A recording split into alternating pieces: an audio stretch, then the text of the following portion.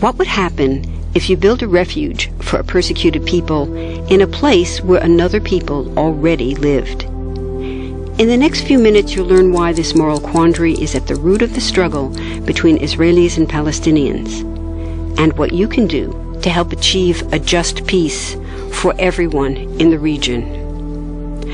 First, there are a couple of things it's helpful to understand. One, many Jews fled harsh persecution in anti-Semitic Europe, especially the Nazi Holocaust.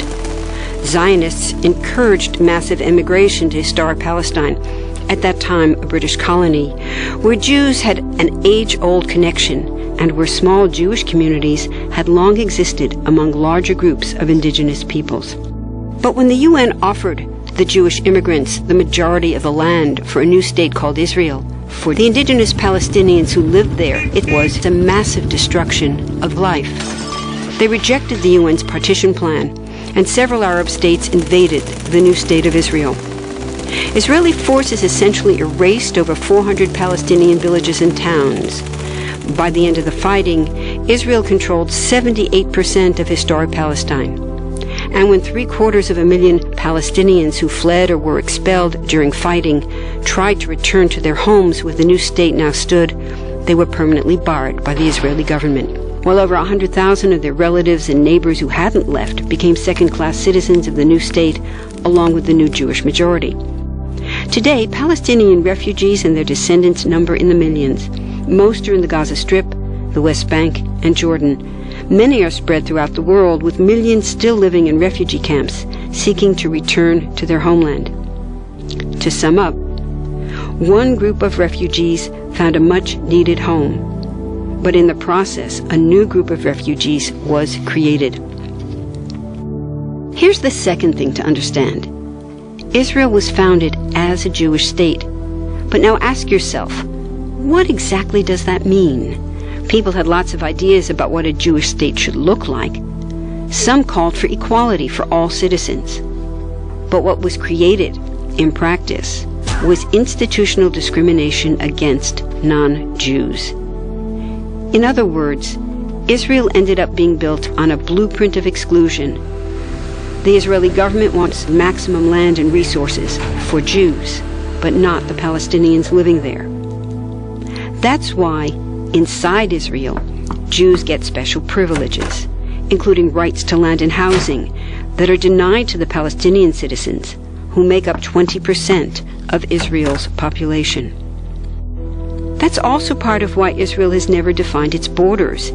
In fact, they still hold on to land, the West Bank and Gaza, that they conquered in the war in 1967. Since then, Israel has built Jewish settlements throughout the occupied West Bank, building Jewish-only cities and supplying them with infrastructure like roads and army camps, schools, and even a college.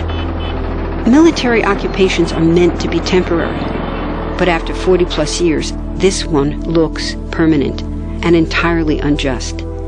In the West Bank, Israeli Jewish settlers and Palestinians live on the same land, but must live under two completely separate and unequal systems of Israeli law. The Jewish settlers dominate the natural resources, including water and agricultural land, and they're backed by the Israeli army. To maintain the occupation, Israel has demolished thousands of Palestinian homes and orchards, confiscated Palestinian land, bombed a captive civilian population in Gaza, and punished resistance with raids, arrests, and assassinations, all to gain maximum land, while making life so difficult for Palestinians that they will either leave or be too afraid to resist. Palestinians have fought back. For decades, they tried to achieve national liberation through armed struggle. Some groups still do. But the majority now support popular protest instead. The deeply harmful pattern of control, repression, and violence profoundly harms Palestinians living under occupation and Israelis living as occupiers.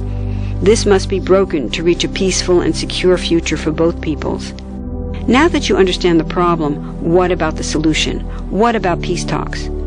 So far, over 2 decades of U.S.-backed peace talks have actually made things worse by helping Israel continue the occupation.